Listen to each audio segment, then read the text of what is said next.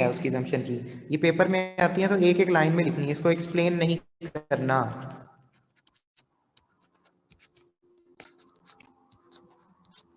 इसको एक्सप्लेन आप लोगों ने नहीं करना। पहले नंबर पर है there is no change in income of consumer. आमदनी में कोई चेंज नहीं आता इसमें। There is no change in the income of consumers, कि इसकी आमदनी में कोई चेंज नहीं आना चाहिए। अगर आपकी आमदनी बढ़ गई, अगर आपकी आमदनी में इजाफा हो गया, तो आमदनी में इजाफे की वजह से क्या होगा? आमदनी में इजाफे की वजह से क्या होगा? कीमत बेशक वही रही, पुरानी कीमत ही है, लेकिन उसके बावजूद भी आप उसको ज्यादा खरीदना शुरू कर दोगे। उसके बावजूद आप उसको ज्यादा खरीदना शुरू कर देंगे। क्यों? आपकी आमदनी बढ़ गई है। तो जब भी किसी शख्स की आमदनी में, इनकम में इजाफा हो जाता है, तो हम उसको कहते हैं, जैसे ही उसकी इनकम में इजाफा होगा, तो उसकी इनकम में इजाफे की वजह से उसकी जो डिमांड है उसमें भी इजाफा हो जाएगा। उसके बाद हम आ जाते हैं no substitute for the good. Substitutive good में क्या फर्क होता है, पहले तो ये समझ लें। सब्सिट्यूट किसको कहा जाता है? सब्सिट्यूट किसको कहा जाता है? जैसे पेप्सी और कोक एक दूसरे का सब्सिट्यूट है। पेप्सी और कोक एक दूसरे का सब्सिट्यूट है। मकसद है कीमत के अलावा, कीमत के अलावा अगर डिमांड बढ़ जाए या कम हो जाए, उसको हम असम्पशंस कह रहे हैं, ठीक है। तो बहरहाल मैं सब्सिट्यूट बता रहा था। सब्सिट्यूट होता क्या है? जैसे पेप्सी और कोक सब्सिट्यूट है, जैसे 7 अप और वो स्प्राइट, ये सब्सिट्यूट है, ठीक है। इसी तरह आप बॉल पॉइंट की बात करते हैं, पिकासो और डॉलर, ये एक दूसरे का सब्सिट्यूट है। ये सब्सिट्यूट का मतलब होता है दूसरी चीज की कीमत ना बदले। पेप्सी की कीमत भी 50 रुपये है, कोक की कीमत भी 50 रुपये है। यहाँ पर हम टेस्ट की बात नहीं कर रहे, टेस्ट अलग चीज है, हम सिर्फ कीमत की बात कर रहे हैं। कोक की कीमत भी 50 रुपये है, पेप्सी की कीमत भी 50 रुपये। अब हुआ क्या?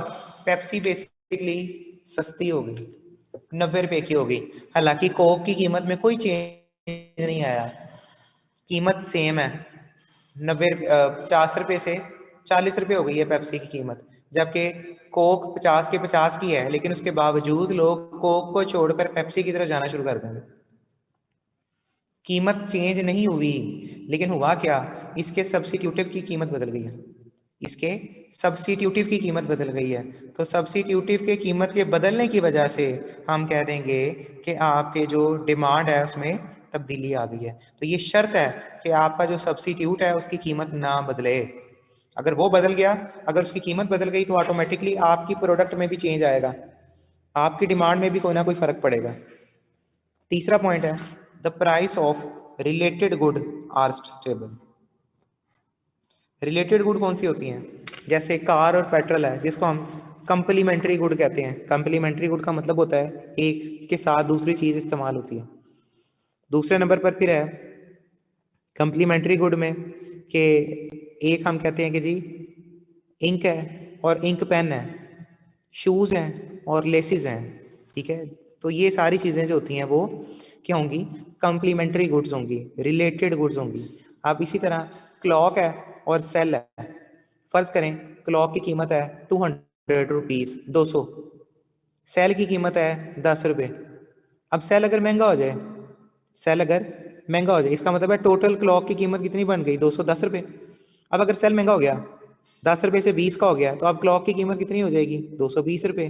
तो एक चीज़ के महंगे होने से दूसरी चीज़ पर असर पड़े और दोनों चीज़ें इकट्ठी इस्तेमाल होती हैं, तो इसको कहते हैं रिलेटेड गुड। तो शर्त ये है लॉ ऑफ डिमांड की कि रिलेटेड गुड में भी चेंज नहीं आना चाहिए। अगर रिलेटेड गुड में चेंज आ गया तो आपका लॉ ऑफ डिमांड गलत हो जाएगा। तो लॉ ऑफ डिमांड ठीक होने के लिए ये शर्त है। थ्रेड और नीडल की बात की जा सकती है, वो भी ऐसे ही है। थ्रेड अगर महंगी होगी तो automatically there is no change in custom. हाँ, ये बड़ा इंपॉर्टेंट है, कस्टम चेंज ना हो, टेस्ट ना बदले। कस्टम, कस्टम सॉरी,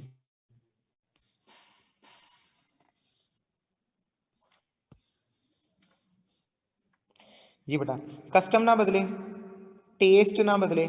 अगर कस्टम बदल गया तब भी, टेस्ट बदल गया, प्रेफरेंस बदल गई तब भी आपकी डिमांड चेंज हो जाएगी।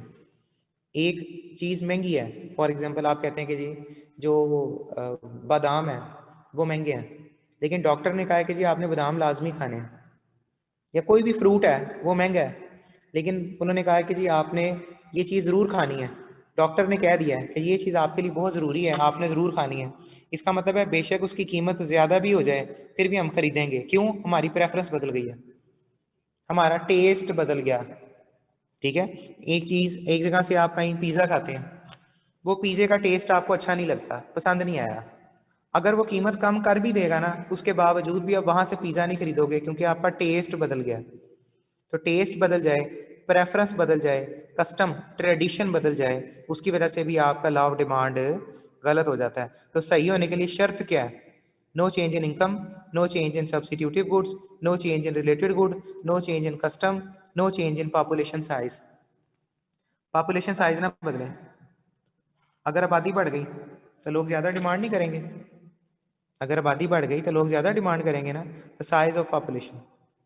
छठा पॉइंट है क्लाइमेट एंड वेदर कंडीशन, मौसम ना बदले। अगर मौसम बदल जाए तो मौसम के बदलने की वजह से भी लॉ ऑफ डिमांड गलत हो जाएगा, सही प्रूव नहीं होगा। जैसे आप देख लें, बर्फ़ का इस्तेमाल सर्दियों में कोई नहीं करता, लेकिन गर्मियों में इसकी बहुत डिमांड होती है। क्यों? मौसम बदल गया। तो मौसम के बदलने की वजह से उसकी डिमांड में इजाफा हो जाता है। बारिशों के मौसम में जो बरसात है उसमें अम्ब्रेला की प्राइस में इजाफा हो जाता है। क्यों? मौसम बदल गया। तो मौसम नहीं बदलना चाहिए। आखिरी इसका पॉइंट है tax rate are stable, taxes नहीं बदलने चाहिए। अगर गवर्नमेंट ने ज़्यादा टैक्स लगा दिए या गवर्नमेंट ने कम टैक्स, कुछ भी कर दिया, टैक्स ज़्यादा कर दिया या कम कर दिया, दोनों में से जो मर्जी काम कर दिया, तो उसकी वजह से भी आपका जो डिमांड है, लॉ डिमांड है, वो गलत हो जाएगा। तो टोटल ये 7 पॉइंट है, ये 7 के 7 पॉइंट चेंज नहीं होने चाहिए। अदर फैक्टर कांस्टेंट, एक चीज़ को पढ़ने के लिए बाकी फैक्टर को कांस्टेंट करना पड़ता है। वो अदर फैक्टर कौन से होते हैं? सिट्रस पैरिबस, ये सारे सिट्रस पैरिबस हैं, अजम्पशंस हैं। ये अजम्पशंस नहीं बदलनी चाहिए, फिर जाके लॉ ऑफ डिमांड प्रूव होगा। अगर ये अजम्पशन बदल जाती हैं तो फिर लॉ ऑफ डिमांड सही प्रूव नहीं होगा। ये उसकी assumptions हम लोगों ने डिस्कस किए हैं अभी। assumptions क्या होती हैं? 3 चीज़ें अभी तक हम लोगों ने पढ़ी हैं।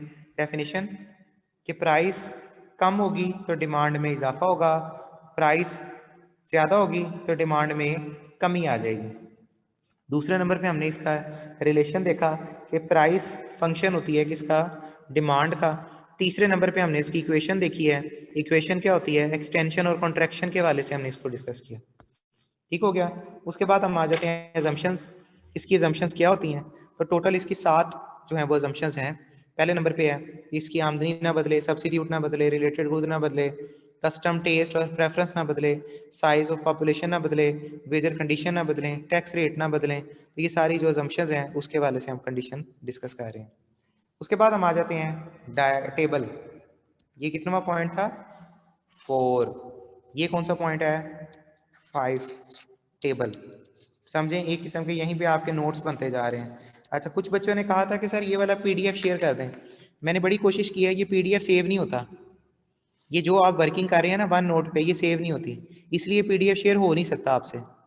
वो पूरे वन नोट का वन नोट शेयर होगा, ये तो पूरा सॉफ्टवेयर है, ये हो नहीं सकता। तो इसलिए आपको रिकॉर्डिंग ही देखनी पड़ेगी, रिकॉर्डिंग अवेलेबल है।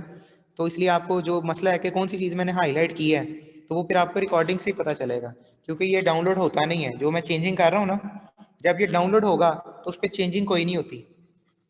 ये मसला है वन नोट का, कि अगर मैं डाउनलोड कर भी लूँगा ना तो उसमें वो वैसे ही आएगा जैसे सादा डॉक्यूमेंट होता है। तो इस वजह से वन नोट में जो चेंजिंग हुई है वो आपको रिकॉर्डेड में ही देखनी पड़ेगी। अब ज़रा यहाँ पर देख लें टेबल क्या बना हुआ है। टेबल में देखें, जैसे जैसे कीमत ज़्यादा हो रही है, प्राइस में इजाफा हो रहा है, 3 to 5 to 8 to 10 to 11, वैसे वैसे आपकी डिमांड में कमी आती जा रही है। क्या इन दोनों का नेगेटिव रिलेशन है? क्या इन दोनों का नेगेटिव रिलेशन है? इसको हम कहते हैं ये डिमांड है, लॉ ऑफ डिमांड है, डिमांड कर्व है। कोई क्वेश्चन है तो पूछ लें। अब नेक्स्ट आ जाते हैं पॉइंट नंबर 6, टेबल। ओ सॉरी, टेबल तो हो गया, डायग्राम।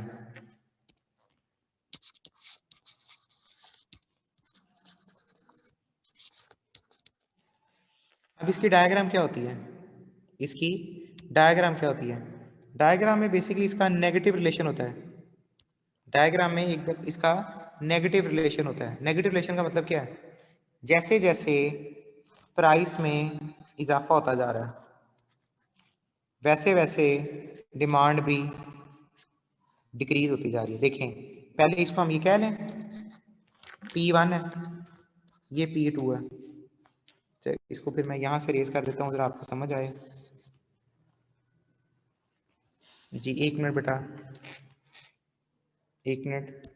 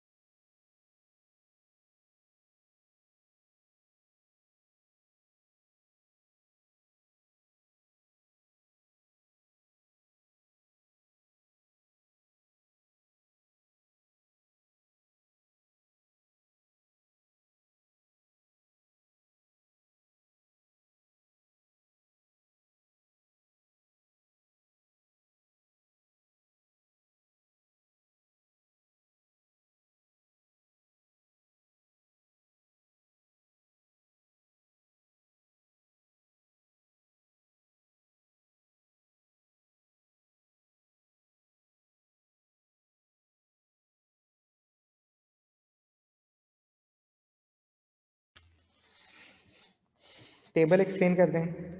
अच्छा हाँ, ये एक बेटा जिस बच्चे ने सवाल पूछा है मैं उसको बता दूं, ये एक आइडियल सिचुएशन है, ठीक है। और प्रैक्टिकल भी ऐसा होता है कि जब किसी चीज़ की कीमत ज़्यादा हो जाती है, कोई चीज़ बढ़ जाती है तो हम उसकी डिमांड कम कर देते हैं। इसको मैं यही एक्सप्लेन कर रहा था। अगर P1 है तो Q, अगर P1 है तो Q1 है, अगर P2 है तो Q2 है, ठीक है। अब अगर कीमत ज़्यादा हो गई है, अगर कीमत ज़्यादा हो गई है तो डिमांड कम हो जाएगी। एक पॉइंट इसका ये है, एक पॉइंट इसका ये है। तो स्केल करने की जरूरत नहीं है, जैसे मैंने आपको पहले अर्ज किया था पीपीसी में स्केलिंग की जरूरत होती नहीं है, ठीक है। तो अगर तो स्केल करेंगे तो ठीक है, टाइम वेस्ट ही है, अदरवाइज इसमें करने की जरूरत होती ही नहीं है। आप सीधा फ्री हैंड ही एक्सप्लेन कर दें, ठीक हो गया। अब उसके बाद है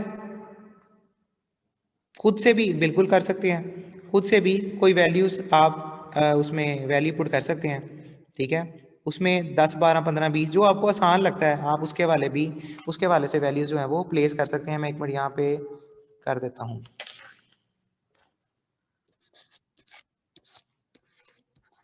प्राइस 2 4 6 8 जैसे जैसे कीमत ज़्यादा हो रही है आपकी वैल्यू कम हो जाएंगी, जैसे 100 है, 80 है, 60 है, 40 है, 20 है।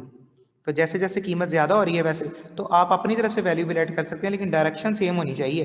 ये देखें, प्राइस अगर बढ़ रही है तो सॉरी, प्राइस अगर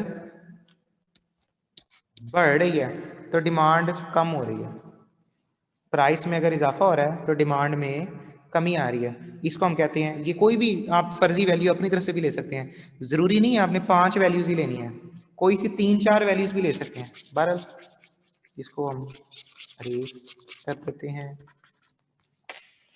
तो आप इसके रिस्पेक्टिव कोई भी वैल्यूज अपनी तरफ से भी ले सकते हैं। इक्वेशन और रिलेशन काइंडली रिपीट करवा दें।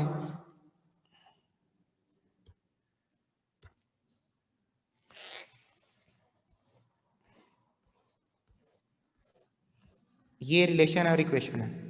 Quantity demand negative function of price है और इसकी इक्वेशन है alpha minus beta P. Alpha भी कोई ना कोई कांस्टेंट होगा, बीटा भी कोई ना कोई जो है वो कांस्टेंट होगा। ठीक हो गया, याद रहेगी बात। अल्फा भी कोई ना कोई कांस्टेंट है, बीटा भी कोई ना कोई जो है वो कांस्टेंट है। उसके बाद हम आ जाते हैं नेक्स्ट, अगला इसका पॉइंट है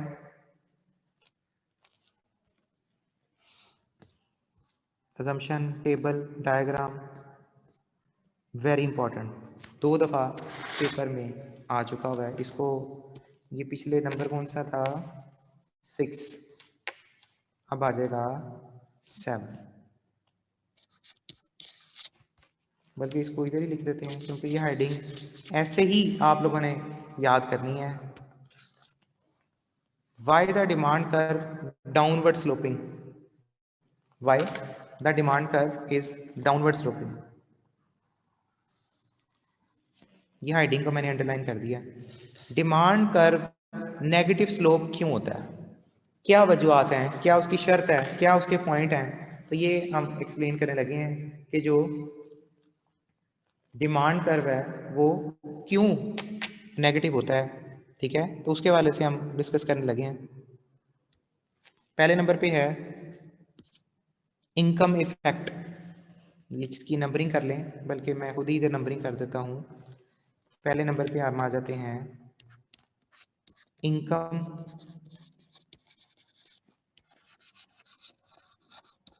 इफेक्ट। दूसरे नंबर पर आ जाते हैं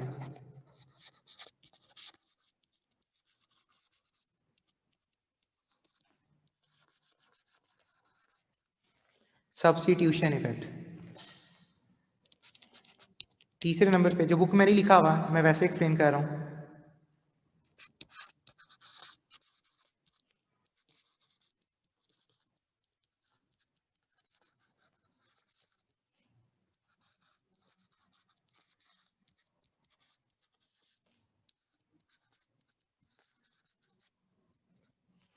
due to diminishing marginal utility.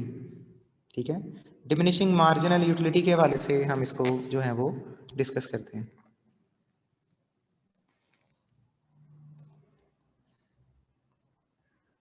अगर डिमांड डिक्रीज हो रही है तो इसको एक्स एक्सिस पर क्यों डिक्रीज करते हैं। बेटा ये इकोनॉमिक्स वालों ने रूल बनाए हुए हैं कि एक्स एक्सिस पर कौन सी वैल्यू आएगी और वाई एक्सिस पर कौन सी वैल्यू आएगी। ये रूल बने हुए हैं कि एक्स एक्सिस पर कौन सी वैल्यू आएगी और वाई एक्सिस पर आपकी कौन सी वैल्यू आएगी। ठीक है, अब इस पर है why the demand curve downward sloping. तो पहले नंबर पर है, यहाँ से पढ़ते हैं, पॉइंट मैंने लिखवा दिए। इनकम इफेक्ट होता क्या है, ये बेसिकली इनकम इफेक्ट की बजाय रियल इनकम इफेक्ट है।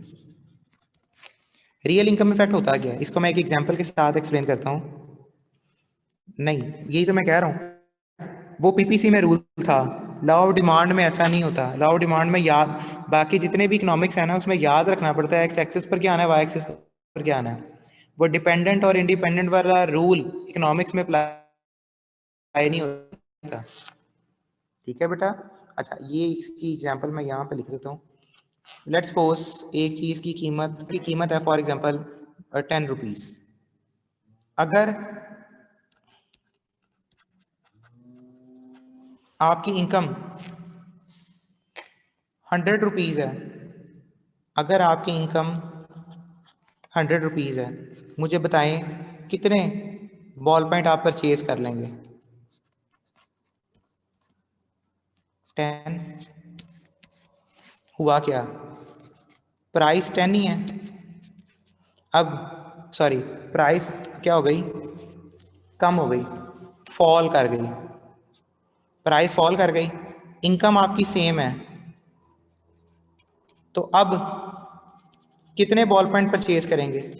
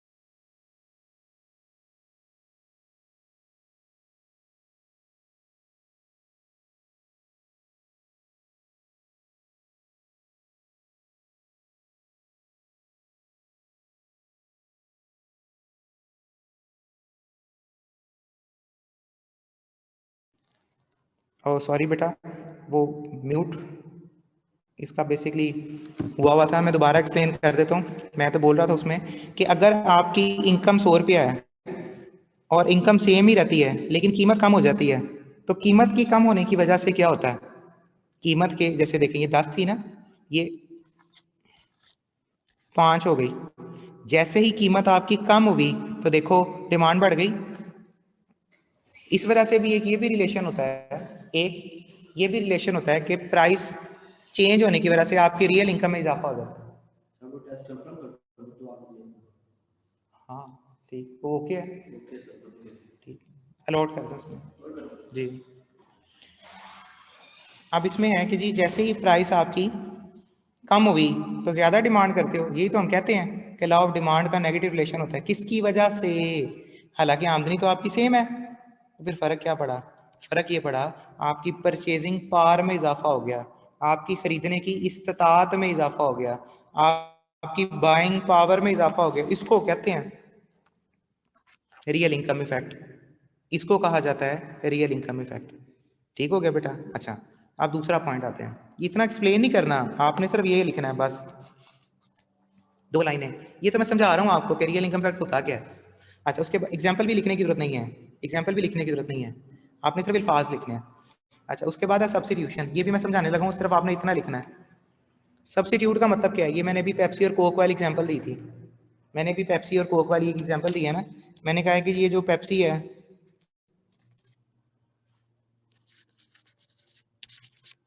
और जो कोक है उसके वाले से हम अभी डिस्कस कर रहे हैं, ये क्या चीज़ होती है, इसको ज़रा अभी देखें।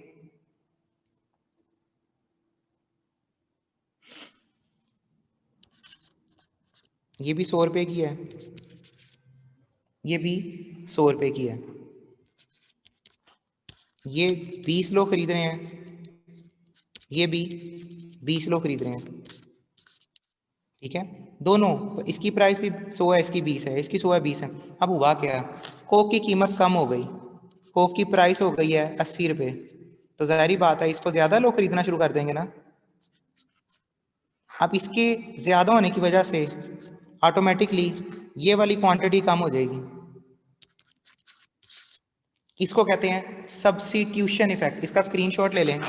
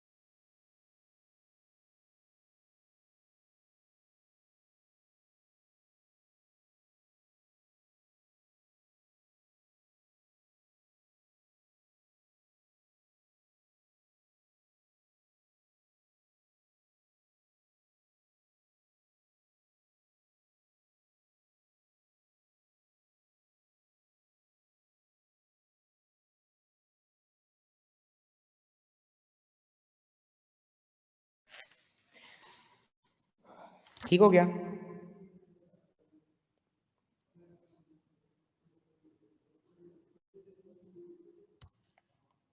अब एक पॉइंट मैंने और पढ़ाया था आपको, एक पॉइंट मैंने और डिस्कस किया था, वो क्या था? ठीक है, वो पॉइंट ये था बेसिकली,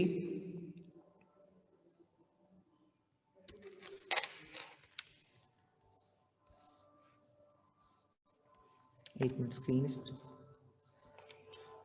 एक मिनट बस, ये एक मिनट, चैप्टर 222, ये due to diminishing marginal utility, diminishing marginal utility की वजह से भी, डिमिनिशिंग मार्जिनल यूटिलिटी की वजह से भी आपका जो कानून है वो नेगेटिव होता है। अब ये आप लोगों ने अभी नहीं पढ़ा, ये बेसिकली चैप्टर 3 में जाके पढ़ना है। जब ये आता है ना सवाल, why the demand curve is negative slope, तो फिर सिर्फ आप लोगों ने ये 3 पॉइंट्स लिख देने हैं बस, फिर सिर्फ आप लोगों ने ये 3 पॉइंट्स जो हैं वो लिख देने हैं बस, इसके अलावा आपने और कुछ नहीं लिखना। हाँ, जो एक्सप्लेनेशन होगी इनकम इफेक्ट की वो सिर्फ 2 लाइनों की है जो डब्बे में लिखी हुई है, जो एक्सप्लेनेशन है वो सिर्फ 2 लाइनों की है, वो डब्बे में लिखी हुई है। सब्स्टिट्यूशन इफेक्ट की वो डब्बे में लिखा हुआ है बस, इसके अलावा आपने और कुछ नहीं करना। ठीक हो गया? डिमांड कर्व नेगेटिव स्लोप क्यों होता है? अब एक दफ़ा मैं सारे क्वेश्चन को रिवाइज करने लगा हूँ। एक दफ़ा, लॉ ऑफ डिमांड, जैसे ही प्राइस कम होगी डिमांड बढ़ जाएगी। दूसरे नंबर पे रिलेशन प्राइस और डिमांड का नेगेटिव होता है। Equation alpha minus beta price. Assumptions, ये शर्तें अगर पूरी होंगी, सिट्रस पैरिबस, ये शर्तें अगर पूरी होंगी तो ही आपका लॉ ऑफ डिमांड एप्लीकेबल होगा, अदरवाइज नहीं हो सकता। ये आप अपनी तरफ से भी ले सकते हैं, कोई सी 3 वैल्यूज ले लें प्राइस की, कोई सी 3-4 वैल्यूज ले लें डिमांड की, तो इन दोनों का नेगेटिव रिलेशन होता है। डायग्राम, डायग्राम क्या होती है? डायग्राम में अब हम डिस्कस करते हैं, ये बेसिकली आपकी प्राइस का और डिमांड का नेगेटिव रिलेशन होता है। ये नेगेटिव रिलेशन की वजह से भी हम इसको कहते हैं कि ये जो कर्व है वो डाउनवर्ड स्लोप बनता है, और इसको बोलते हैं नेगेटिव स्लोप या इनवर्स स्लोप। फिर why demand curve negative slope, इसमें हमने कहा 3 इफेक्ट होते हैं, इनकम इफेक्ट है, सब्स्टिट्यूशन इफेक्ट है, और डिमिनिशिंग, जिसको आप due to diminishing marginal utility effect कहते हैं। ठीक हो गया? ये एक मिनट, ये कितना नंबर था? यही था 7वां। 2 चीजें उसने बिल्कुल एंड पे जाके दी हैं। बेसिकली ना आई कैप की तरतीब में थोड़ा सा मसला है, आई कैप की तरतीब में थोड़ा सा मसला है।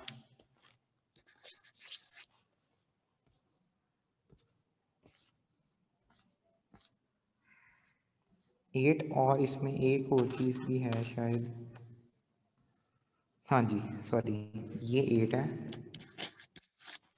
और ये 9 है। बेसिकली ये टोटल 9 चीज़ें हैं। इन 9 में से ये पूरा एक सवाल है, लेकिन इन 9 में से 9 की 9 चीज़ें वो नहीं पूछेगा।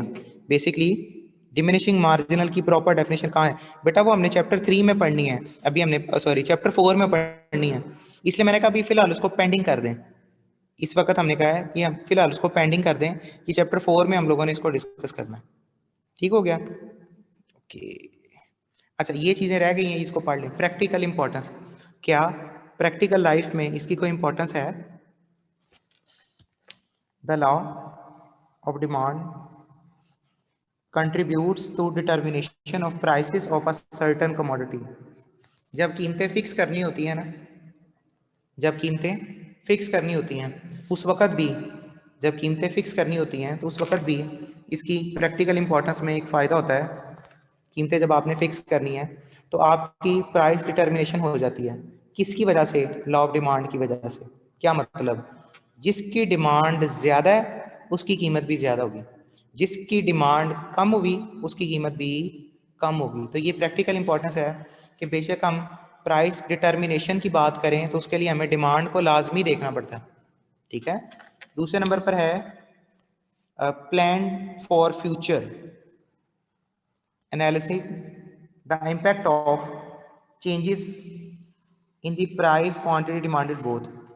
फ्यूचर में कीमतें बढ़नी है या कम होनी है, ये भी डिमांड को देख के सोचा जा सकता है। जैसे नहीं करना है 2.3 से 2.9 तक करना है, मैंने कहा आप नोट्स बना रहे हैं तो नोट्स में तरतीब यही रहनी चाहिए जैसे मैं करवा रहा हूँ। नोट्स में तरतीब वही रहनी चाहिए जैसे मैं आपको करवा रहा हूँ। इस वजह से मैंने नंबरिंग अपने हिसाब से की है, क्योंकि आई कैप में ना चीज़ें तरतीब से नहीं लिखी हुई, आगे पीछे हैं, वो भी इसके बाद करते हैं इंशाल्लाह, लेकिन ये तरतीब मैं अपने हिसाब से करवा रहा हूँ, इसलिए मैंने नंबरिंग चेंज किया ज़रा।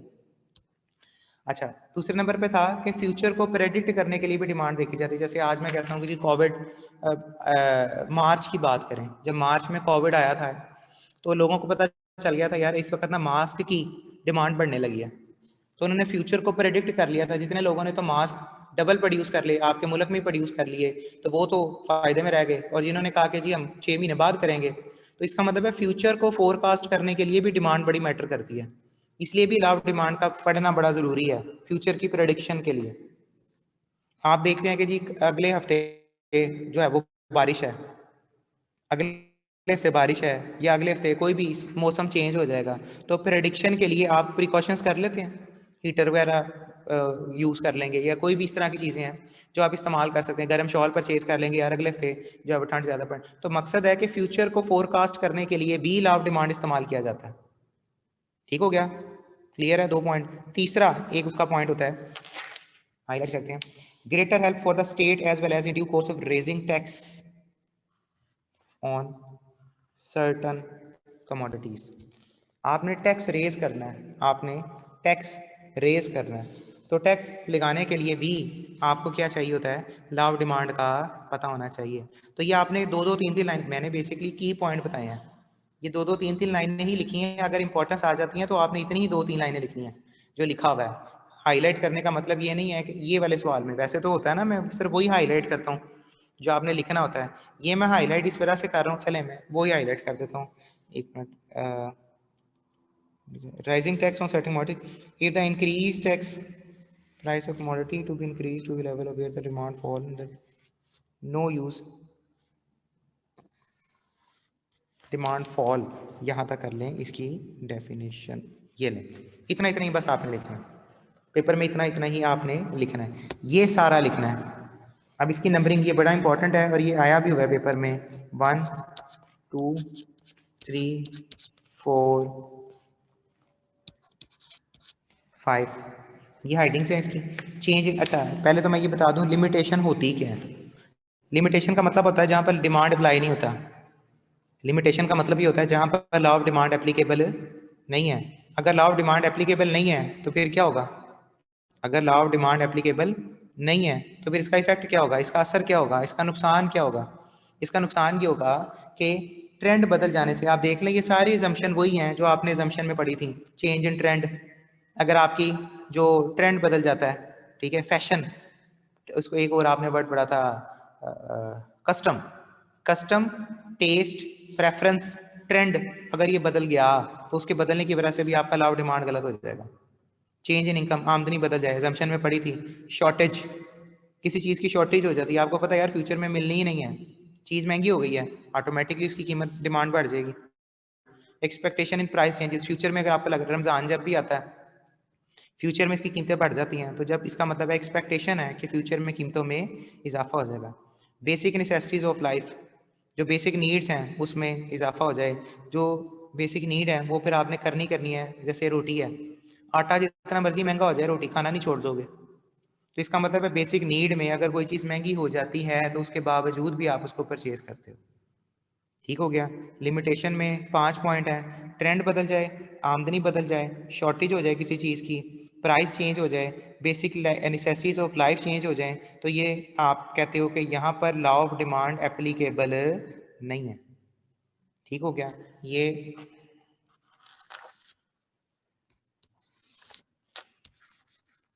सारा याद करना है आपने, इसमें से कोई चीज़ छोड़नी नहीं है, इसको इसलिए मैंने सर्कल करवा दी। अब टोटल 9 चीज़ें हो गई हैं, टोटल 9 चीज़ें हो गई हैं जो हम लोगों ने डिस्कस की हैं। फर्स्ट पॉइंट में प्राइस और डिमांड का डायरेक्ट रिलेशन है। फर्स्ट पॉइंट कौन सा बेटा? इसमें नहीं बेटा, ये देखें, according to law demand increases when prices fall, if price product whatever run out fashion fall.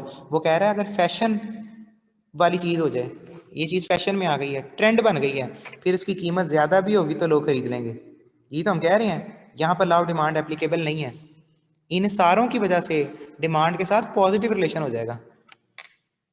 ये तो कह रहे हैं लिमिटेशंस पॉइंट 8 में।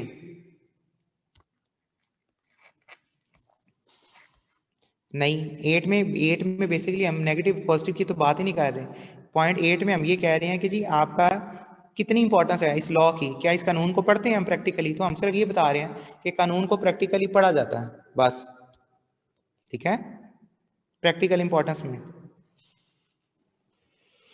नहीं। हाँ, एक बच्चे ने बड़ा अच्छा सवाल किया है कि क्या पेपर में हम लिख सकते हैं आई कैप में अपने अल्फाज में? बिल्कुल लिख सकते हैं बेटा, ठीक है। वर्ड टू वर्ड लिखना जरूरी नहीं होता, वर्ड टू वर्ड लिखना जरूरी नहीं है, आप इसको अपने पॉइंट में लिख सकते हैं, डजेंट मैटर, ठीक है। लेकिन राइटिंग सेम होनी चाहिए जो आई कैप की है। अच्छा, कुछ बच्चों, इस वक्त मुझे नहीं पता कि आप लोगों की राइटिंग कैसे है, आप लोगों की प्रेजेंटेशन कैसे है, तो इसलिए अभी मैं कुछ नहीं कह सकता, क्योंकि कुछ बच्चों का मसला ही होता है, उनकी प्रेजेंटेशन ठीक नहीं होती, यानी उन्होंने लिखा तो हाथों से ही होता है लेकिन लग नहीं रहा होता। तो उन बच्चों को खास तौर पर मैं कहता हूँ कि यार बेहतर है कि बजाय एग्जामिनर गुस्सा कर जाए, इसलिए आपने बुलेट्स में लिखना है।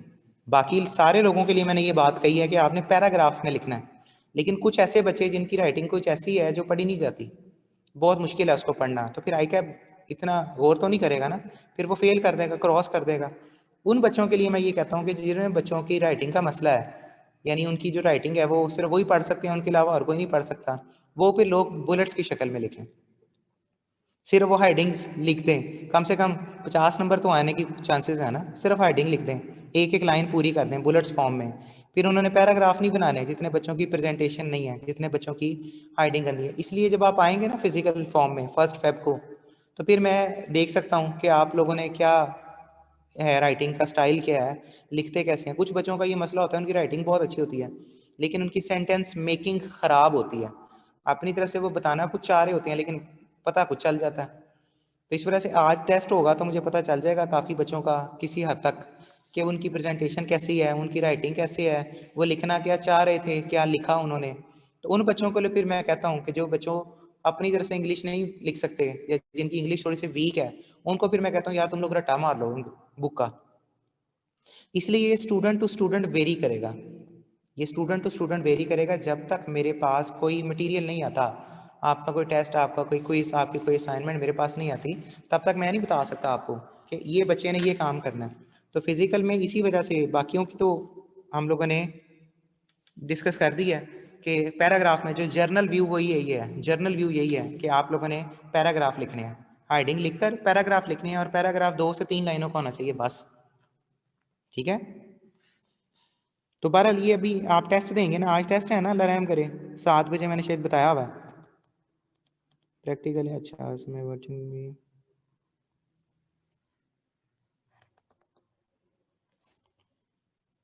कौन सा टेस्ट? Wow, good. रिजवान साहब, आपके सवाल पर 21 तोपों की सलामी है आपको, और उस तोप का रुख आपकी तरफ होगा कि आपको ये नहीं पता आज टेस्ट कौन सा है। चैप्टर 1 का कंप्लीट टेस्ट है, चैप्टर 1 का कंप्लीट टेस्ट है। 3 सवाल है मेरे ख्याल से, 3 है शायद 4 है, बहरहाल 3-4 सवाल है उसमें, चैप्टर 1 में, चैप्टर 1 में 3-4 सवाल हैं गिनती के, ठीक है। नेक्स्ट आ जाते हैं बेटा। हाँ, तरीका मैं बता दूं, एक बच्चे ने पूछा है सर तरीका बता दें बेटा। 7 बजे 7 o'clock टेस्ट आपको अपलोड हो जाएगा व्हाट्सएप पे, ठीक है। उसके साथ ही एक जीमेल भी आपको बता दिया जाएगा।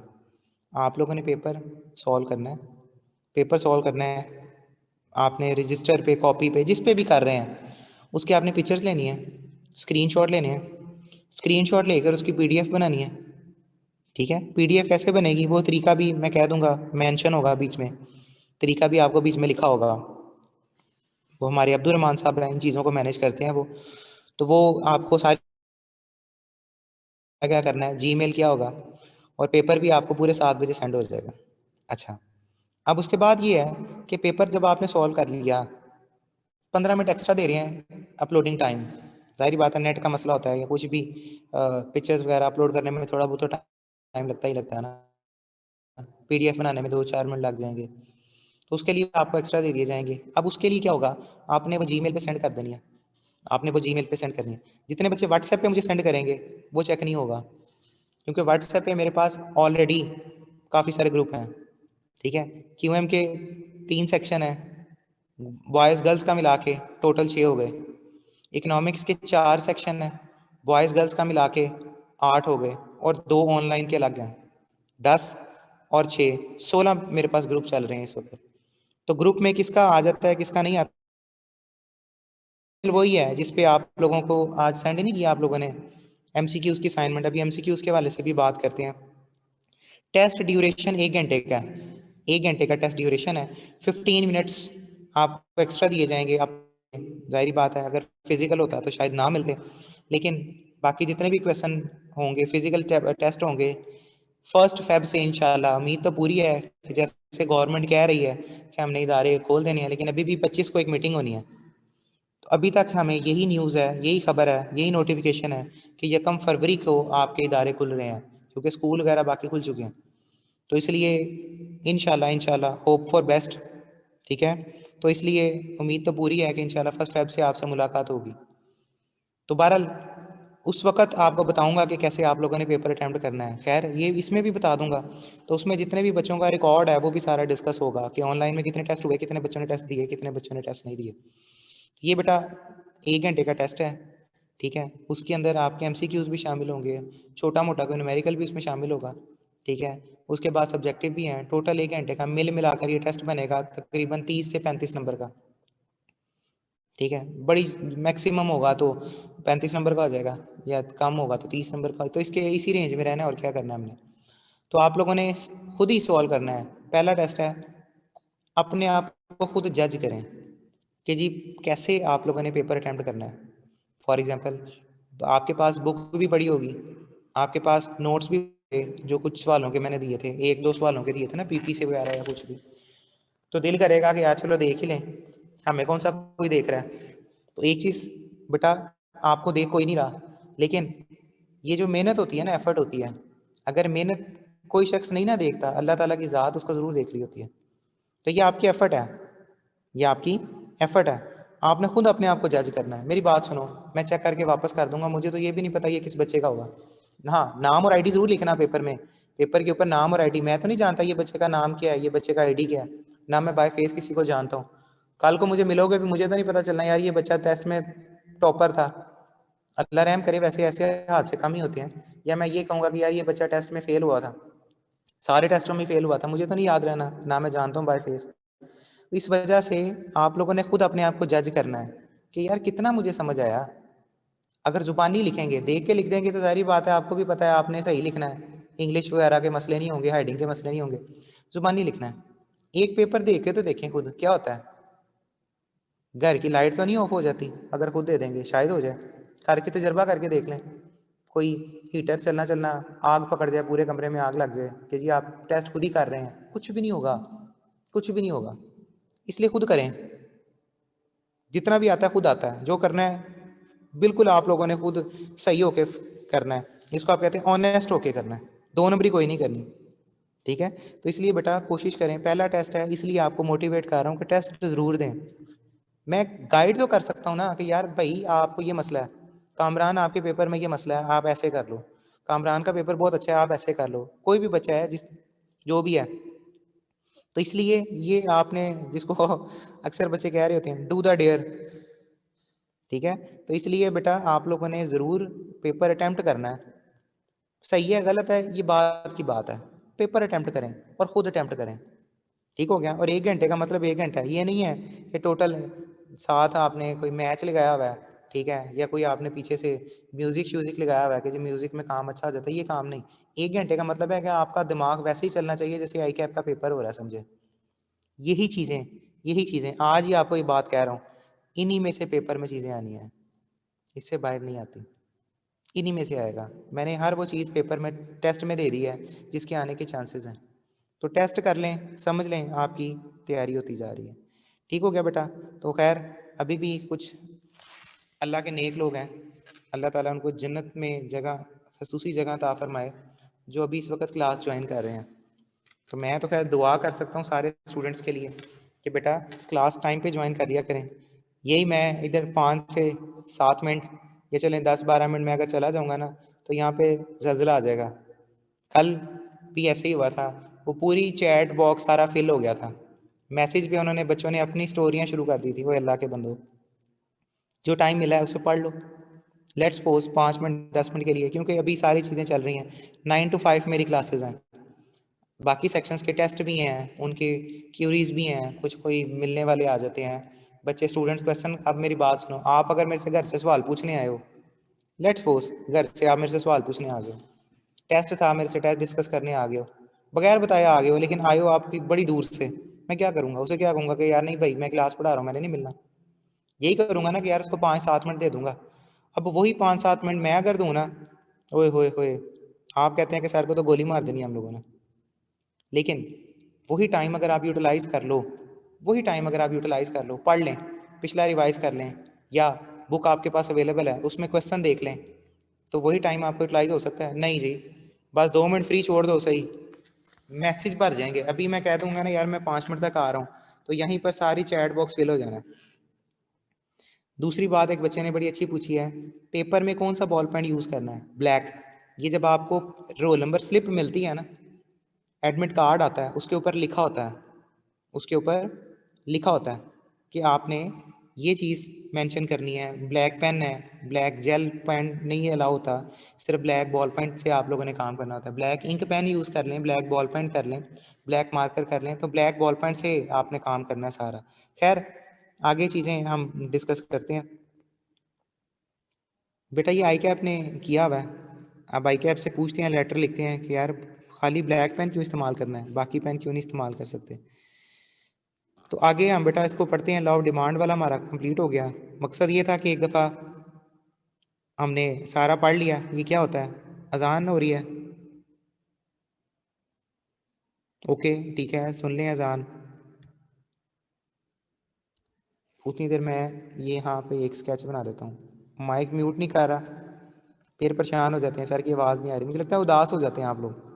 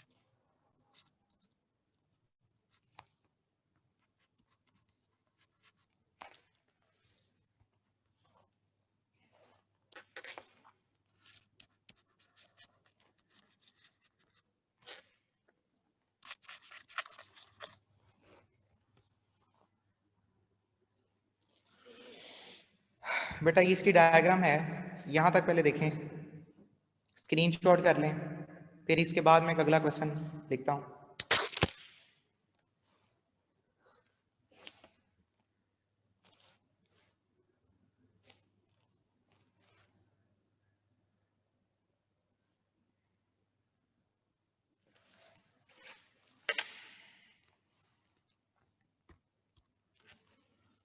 एमसीक्यूज एक बार डिस्कस कर लेते हैं, आंसर उनके ओके, आंसर बेटा अभी मैं डिस्कस कर लेता हूँ एमसीक्यूज वाले, ठीक है। एमसीक्यूज अभी डिस्कस करते हैं, उसकी फाइल फाइल फाइल अच्छा अभी 1 मिनट ठहरें।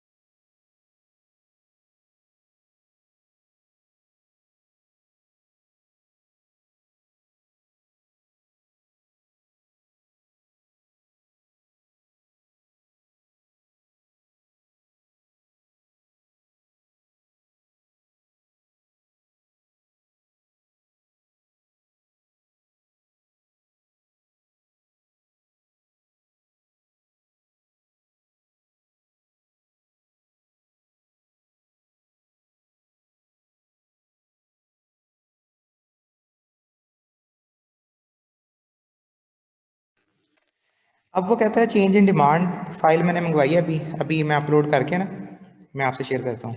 अच्छा वो कहता है चेंज इन क्वांटिटी डिमांड क्या होता है, चेंज इन डिमांड क्या होता है। सवाल आएगा क्या, सवाल ये आएगा difference between change in demand और चेंज इन क्वांटिटी डिमांड, इन दोनों में क्या फ़र्क होता है, इन दोनों में क्या फ़र्क होता है। अब अच्छा पहले नंबर पे हम ये देखते हैं कि चेंज इन डिमांड होती, sorry change in quantity demand क्या होती है, चेंज इन क्वांटिटी डिमांड जो है वो क्या होती है।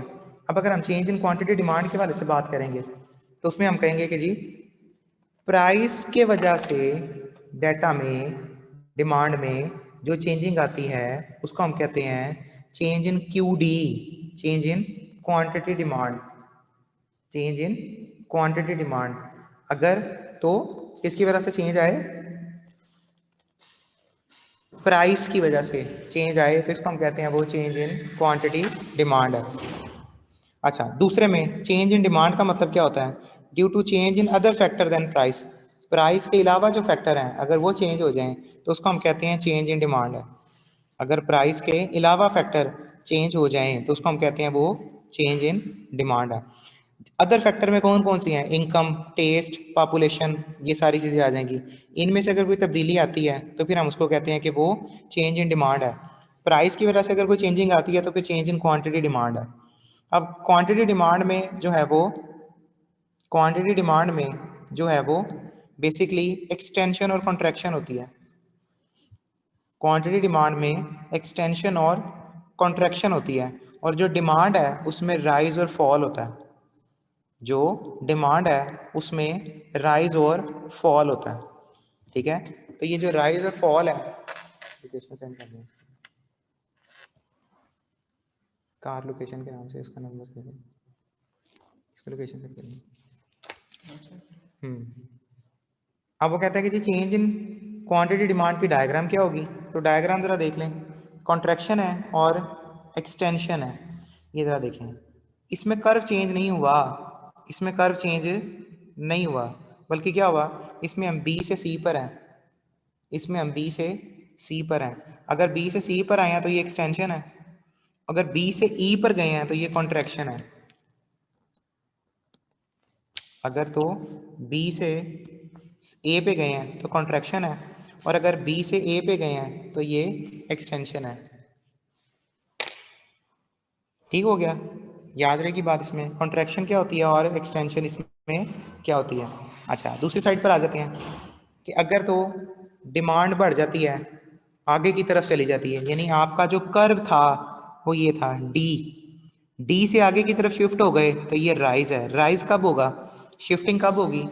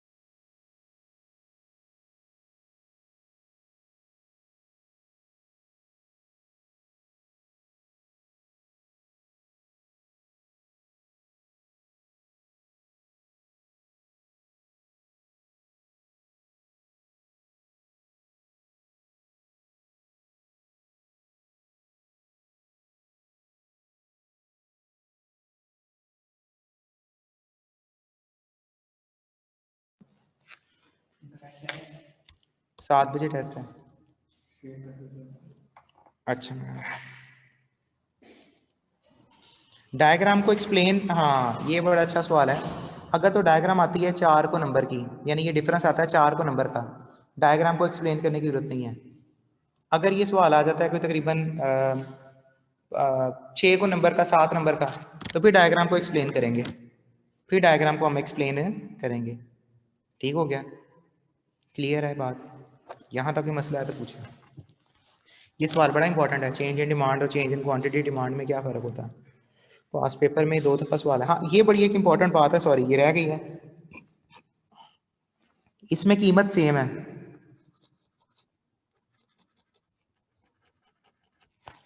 इसमें प्राइस सेम रहती है, इसमें प्राइस सेम रहती है। इस वजह से इसको कहते हैं कि यहाँ पर सिर्फ शिफ्टिंग होती है, कीमत में कोई चेंज नहीं आता, क्योंकि अदर फैक्टर बदल जाते हैं ना। एक्सटेंशन क्या है? एक्सटेंशन का मतलब होता है बढ़ना, इंक्रीज हो जाना। बी से क्यू पे जाएंगे तो एक्सटेंशन होगा, बी से क्यू, क्यू की तरह बेटा, नहीं नहीं, अच्छा ये नहीं समझ आ रही, इसमें कंफ्यूज है। चलें मैं और आसान करता हूँ, मैं इसको और आसान कर देता हूँ। ये देखें, ये एक मिनट, इसमें कंफ्यूजन है ना आपको। ये देखें, अगर हम यहाँ से टेंजेंट ड्रॉ कर लें, क्या टेंजेंट ड्रॉ कर लें इधर से ये, और इस पॉइंट से कोई इधर, कोई फॉर एग्जांपल ये पॉइंट है, ओहो एक मिनट सॉरी, इसको हम यूँ करते हैं, ये पॉइंट है और ये पॉइंट है, इस पॉइंट से और इस पॉइंट से, तो इसका मतलब है बी से नीचे कोई भी पॉइंट होगा तो डिमांड में इजाफा हो गया ना, तो ये एक्सटेंशन है। अच्छा इसी तरह यहाँ पर कोई भी पॉइंट होगा इधर,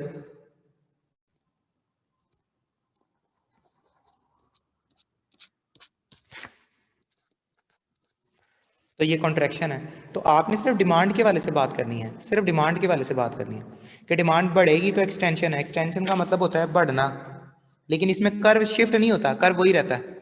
कॉन्ट्रैक्शन का मतलब होता है कम हो जाना, इसमें भी कर्व शिफ्ट नहीं होता, कर्व वही रहता है, सिर्फ मूवमेंट हो रही होती है अलॉन्ग द कर्व। यही तो 3 बातें लिखनी है आपने, मूवमेंट अलॉन्ग द कर्व, इसमें डिमांड कर्व शिफ्ट नहीं होगा बल्कि मूव होगा।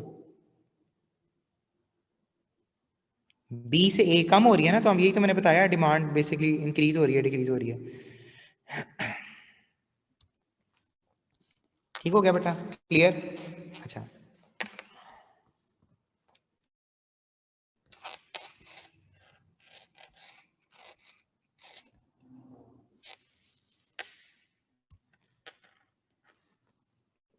मिनट इसको करते हैं,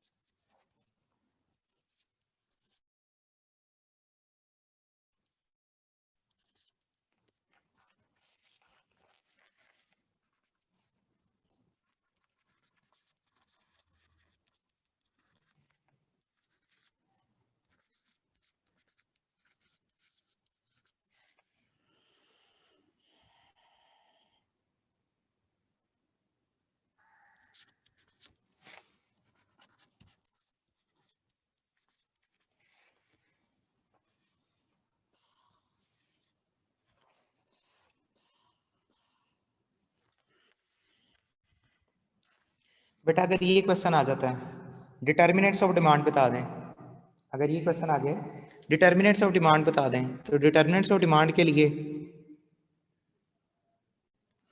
डिटर्मिनेंट्स ऑफ डिमांड बता दें कौन से होते हैं। तो देखें डिटर्मिनेंट्स ऑफ डिमांड में ये दो चीज़ें हैं, प्राइस फैक्टर है और नॉन प्राइस फैक्टर है। प्राइस फैक्टर कौन से होते हैं, ये आप तीन बातें वही हैं, डायग्राम तक वही है। नॉन प्राइस फैक्टर सिर्फ मैंने नाम चेंज कर दिया, देखें इसलिए मैंने ऊपर से कट पेस्ट किया था।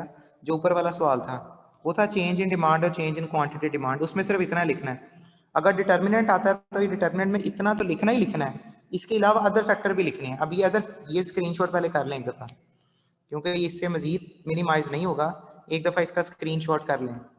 एक मिनट सॉरी, इसको और मैं थोड़ा सा कर देता हूँ।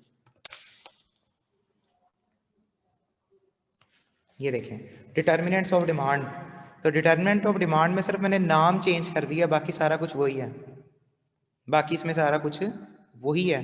अब इसी के अकॉर्डिंगली सिर्फ फ़र्क क्या पड़ेगा, नाम चेंज हुए हैं, नाम चेंज होने के बाद क्या होगा, नीचे अदर फैक्टर बदल जाएंगे।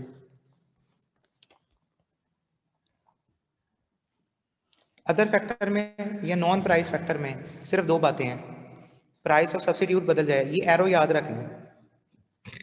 अगर सब्सिट्यूटिव प्राइस में इजाफा हो जाए, पेप्सी की कीमत में इजाफा हो गया, पेप्सी की कीमत में इजाफा हो गया, तो जो दूसरी कमोडिटी है, सब्सिट्यूटिव कमोडिटी है, उसकी डिमांड में भी इजाफा हो जाएगा, ठीक है। और अगर प्राइस ऑफ कंप्लीमेंट, इसका नेगेटिव रिलेशन होता है, अगर कंप्लीमेंट्री गुड की कीमत में इजाफा हो जाए, कंप्लीमेंट्री गुड की कीमत में इजाफा हो जाए, तो डिमांड ऑफ बी कमोडिटी, किसी दूसरी कमोडिटी जो कंप्लीमेंट्री गुड है उसकी डिमांड में कमी आ जाएगी, ठीक हो गया। तो डिमांड शिफ्ट करेगा डी से डी डैश पर। उसके बाद है चेंज इन इनकम। अब इनकम के वाले से बात करें तो इनकम भी यही होती है, इनकम इंक्रीज करेगी तो डिमांड भी बढ़ जाएगी, इनकम बढ़ेगी तो डिमांड भी इंक्रीज करेगी। उसके बाद है चेंज इन टेस्ट और preference, change in taste and preference. अगर आपका टेस्ट फेवर में बदल गया, टेस्ट अगर फेवर में बदल गया तो डिमांड बढ़ जाएगी, टेस्ट अगर डिसफेवर में बदल गया तो डिमांड कम हो जाएगी, क्लियर है। उसके बाद पांचवा पॉइंट है change in expectation of demand. Expectation में अगर चेंज आ जाए कि फ्यूचर में आपको लग रहा है यार कीमतें बढ़ जानी है, फ्यूचर में आपको लग रहा है यार कीमतें बढ़ जानी है, अगर एक्सपेक्टेशन है कि फ्यूचर में कीमतों में इजाफा हो जाएगा तो उसकी डिमांड में भी चेंज आ जाएगा, डिमांड में भी इंक्रीज आ जाएगा, ठीक हो गया, याद रहेगी बात। यहाँ तक कोई क्वेश्चन है तो पूछें। अब मैं आपको अभी बुक से मैच करवाता हूँ, ये सिर्फ मैंने नोट्स बनवाए हैं। कम्प्लीमेंट्री गुड बता दें क्या होते हैं। ओके शुएब साहब आपने भी क्लास ज्वाइन किया ना, तोपे मंगवाने भेजी हैं मैंने सलामी के लिए आपको। कम्प्लीमेंट्री गुड होती हैं जो एक के साथ कोई दूसरी चीज़ इस्तेमाल हो, जैसे क्लॉक है और सेल है, जैसे बॉल पॉइंट है, जैसे इंक पेन है और इंक है, जैसे शूज़ हैं और लेसेस हैं। एक बच्चे ने एग्जांपल दी थी जैसे थ्रेड और नीडल है, सुई धागा है। तो ये सारी चीज़ें कम्प्लीमेंट्री गुड्स होती हैं, एक के साथ दूसरी का इस्तेमाल फ़र्ज है। बैट और बॉल है, कार पेट्रोल। सब्सिट्यूटिव, सब्सिट्यूटिव में हमने ये कहा कि ये देखें पेप्सी और कोक है, पेप्सी प्राइस ऑफ ए है, कोक की डिमांड डी बी है। तो अगर पेप्सी महंगी होती है तो ऑटोमेटिकली कोक सस्ती होगी ना, तो कोक की डिमांड बढ़ जाएगी। तो एक सब्सिट्यूट की कीमत में इजाफे से आपकी डिमांड में भी इजाफा हो जाएगा। तो सब्सिट्यूटिव में पॉजिटिव रिलेशन होता है, ठीक है, और कंप्लीमेंट्री में जो है वो नेगेटिव रिलेशन होता है। डिमांड के वाले से बात कर रहे हैं लाउड के शिफ्ट कब होगा, और दूसरे नंबर पे सिर्फ और सिर्फ आपने ये बताना है डिमांड शिफ्ट होगी कहाँ, डी से डी डैश पर के डी डबल डैश पर। ये देखें, ये देखें डी डबल डैश राइज है और डी डैश फॉल है, तो राइज होगा या फॉल होगा, ये एक स्क्रीन पे आ नहीं रही तस्वीर, इसलिए इसको दो स्क्रीन पर आप बेशक पिक्चर ले सकते हैं इसकी। ये इसलिए मैंने अलग बताया, ये पेपर में आता है सवाल और बच्चे यही परेशान रहते हैं लिखना क्या है भाई, तो मैंने वही आपकी परेशानी दूर की है कि इसमें इतना लिख लेना आप लोगों ने।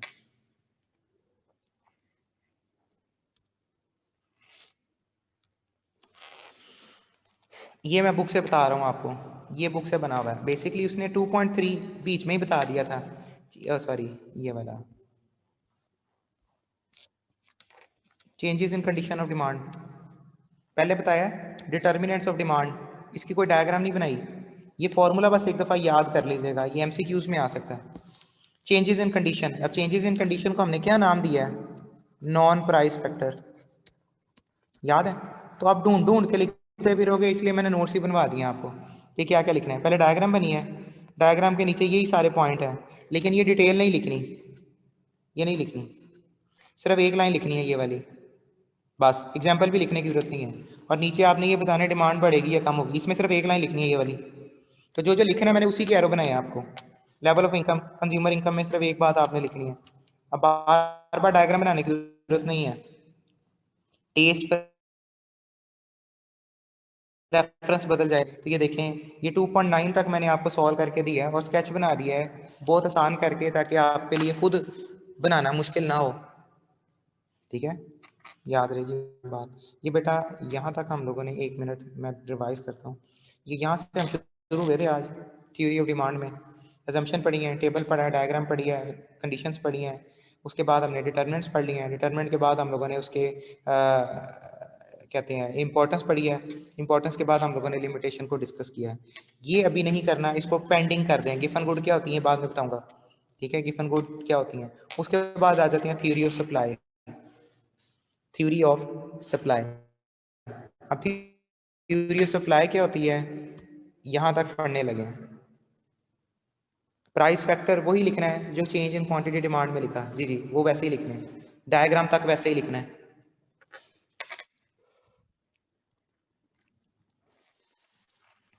ठीक हो गया बेटा, क्लियर है? याद रहेगी बात। यहां तो कोई मसला है तो पूछना, किसी चीज की नहीं समझ आई तो बता दो।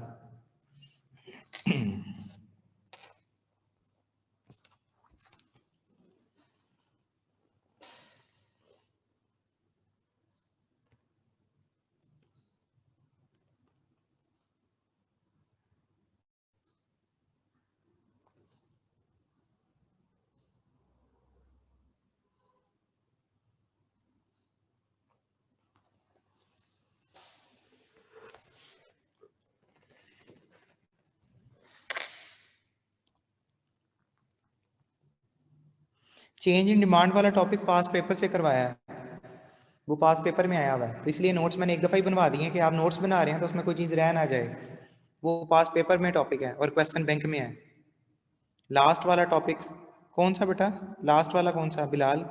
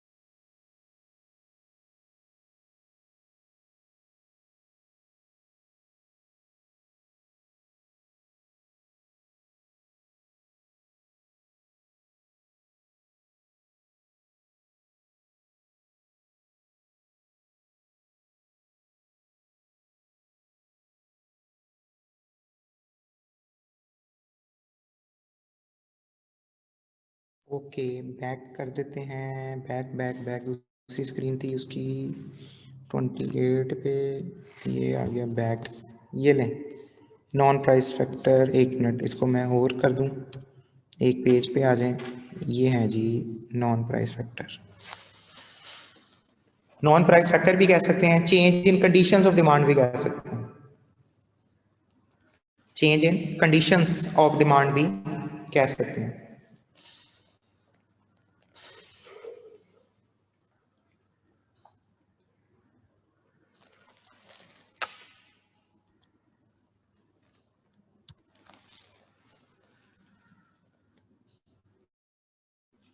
ठीक हो गया बेटा? अच्छा, आगे स्टार्ट करते हैं फिर। लॉ ऑफ सप्लाई पढ़ाने लगा हूँ, लॉ ऑफ सप्लाई पढ़ाने लगा हूँ। इतना ज़्यादा तो नहीं ना आज, क्योंकि आसान आसान बातें हैं, जो मुश्किल था मैंने स्केच बनवा दिया।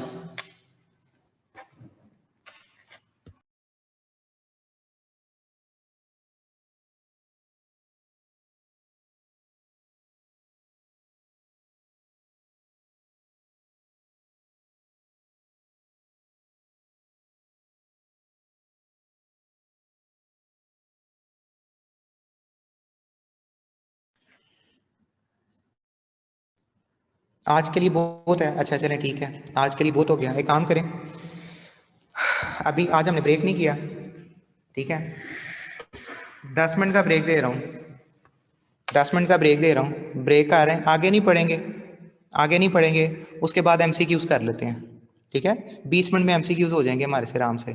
तो 10 मिनट का ब्रेक दे रहा हूँ बेटा, ठीक है, 4:30 हो गए हैं, 4:40 तक आप आ जाइएगा, मैं भी ज़रा ब्रेक कर लूँ क्योंकि मेरी भी कंटिन्यूस क्लासेस चल रही हैं।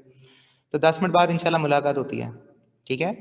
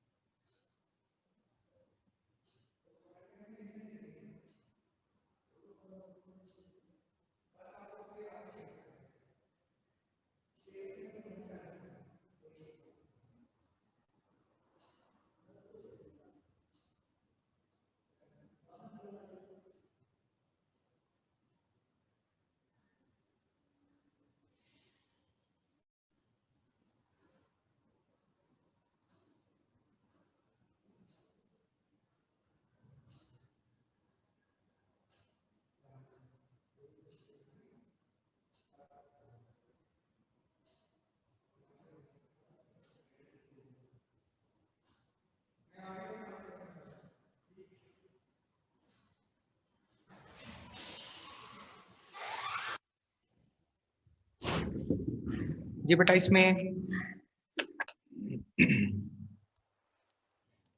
अभी भी वेटिंग रूम में स्टूडेंट्स हैं तो ओके।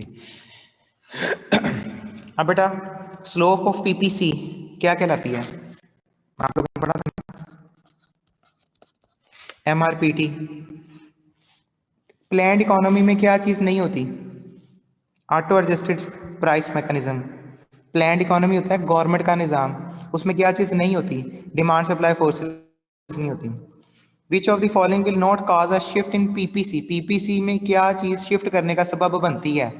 यहाँ पर उसने पूछा नॉट कॉज, किसकी वजह से, अनएम्प्लॉयमेंट बेरोजगारी की वजह से पीपीसी शिफ्ट नहीं होता, टेक्नोलॉजी की वजह से होता है, बाकी सबकी वजह से होता है। Which of the following statement is not true, क्या चीज ठीक नहीं है। Normative aspect of economics deals with factual, हालांकि फैक्चुअल जो होते हैं वो तो पॉजिटिव साइंस होती है, नॉर्मेटिव साइंस तो ये होती है कि ये बताना कि यार ये होना चाहिए। Which of the following feature is more related to free market economy compare to planned economy, यानी फ्री मार्केट में वो चीज होती है, प्लान्ड इकोनॉमी में वो चीज जो है वो नहीं होती। An incentive to innovate, innovate का मतलब होता है नई चीज, रिसर्च। प्लान्ड इकोनॉमी में नहीं होती रिसर्च वगैरह, वहां पे नहीं होती गवर्नमेंट सेक्टर में, प्राइवेट सेक्टर में रिसर्च होती है। Which of the following statement related to normative aspect, government should provide basic health care to all citizen, ठीक है, बेसिक जो है वो प्रोवाइड करती है health. Which of the following is not a basic question of economic, कौन सा बुनियादी सवाल इसका नहीं है। What to produce, how to produce, where, where नहीं आता, तो वेयर नहीं है सवाल। आमतौर पर ये सवाल नोट वाले पूछे होते हैं कैप ने। विच of the following concept is not illustrated by the PPC, efficiency भी देखते हैं, ट्रेड ऑफ, नेगेटिव रिलेशन भी देखते हैं, अपॉर्चुनिटी कॉस्ट भी देखते हैं, इक्विटी का कंसेप्ट नहीं देखते। The production possibility frontiers is concave to origin, reason वो इससे लिखी हुई है। In which of following option consumer sovereignty is in order to highest to lowest, sovereignty क्या किसको कहते हैं, सारिफ की हुक्मरानी, ठीक है। सबसे ज्यादा किसमें होती है, जैसे कंज्यूमर कहता है वैसे वैसे करते जाते हैं, मार्केट इकोनॉमी में सबसे ज्यादा, मिक्स्ड में, बाद में, और प्लान्ड में बिल्कुल ही नहीं होती। ये उसने डेफिनेशन दी हुई है और ये मुदारबा की डेफिनेशन है। The production possibility curve would move inward, अंदर वाली साइड पर, ये वाली इस साइड पर कब मूव करेगा, अगर डेप्लीशन, डेप्लीशन का मतलब होता है डिक्रीज हो जाती है, कम हो जाते हैं। Which of the following is a basic economic problem, basic कौन सा है, ये सबसे बेसिक प्रॉब्लम यही है, scarcity. Which of the following is more likely to found in a free market economy, free market में कौन सी है, ये तो खैर रिपीट हो रहा है। माइक्रो इकोनॉमिक्स को कैसे डिफाइन किया जा सकता है, इसमें से कोई भी नहीं है। नेशनल इकोनॉमी, ये सारी मैक्रो की डेफिनेशन है। If the production possibility curve move outward, तो ये उसने लॉजिक लिख दिया हुआ है। Which of the following is basic economic problem, ये रिपीट हुआ हुआ है। Which of the following is part of primary sector, बुनियादी sector, agriculture, farming. The PPC curve is due to change in PPC, की वजह से होता है। इनमें से फैक्टर ऑफ प्रोडक्शन कौन सा नहीं है, नॉट मनी, पैसा फैक्टर ऑफ प्रोडक्शन नहीं है। फिर है which of the following is not an economic resource, जो फ्री मिल जाते हैं जिसके बदले हमें कोई पैसे नहीं देने पड़ते, वो इकोनॉमिक रिसोर्स नहीं होता। फिर ये भी रिपीट हुआ हुआ है पीपीसी वाला। उसके बाद है in deciding what product how to produce, कैसे किया जाए, तो इसमें प्लान्ड इकोनॉमी में क्या देखा जाता है, consumer preferences, least priority, least priority का मतलब है कि नहीं देखा जाता। The curvature nature of PPC is due to change in opportunity cost, तो ये सारी इसमें हाईलाइट कर दी हुई है। कोई मसला है तो पूछें, आपके सामने। एक और काम करता हूँ, इसको मैं जूम इन कर देता हूँ, बल्कि फिर तो शायद नज़र ही ना आए, जूम इन करके तो शायद नज़र ही ना आए। बहरहाल देख लें बेटा ये चीज़ें। या फिर एक और काम करता हूँ, मैं उसका सोल्यूशन भी सेंड करता हूँ आपको, मैं इसका सोल्यूशन भी आपको सेंड कर देता हूँ, जिसने मैच करना होगा बाद में खुद ही मैच कर लेगा। ठीक हो गया बेटा, तो आज तक इतना ही था। कल इंशाल्लाह फिर हम सप्लाई के हवाले से इंशाल्लाह डिस्कस करेंगे। ठीक हो गया बेटा, कोई क्वेश्चन हुआ तो पूछ लीजिएगा व्हाट्सएप पे। दुआओं में याद रखिएगा। कल तक फिर बेटा, अल्लाह हाफिज़।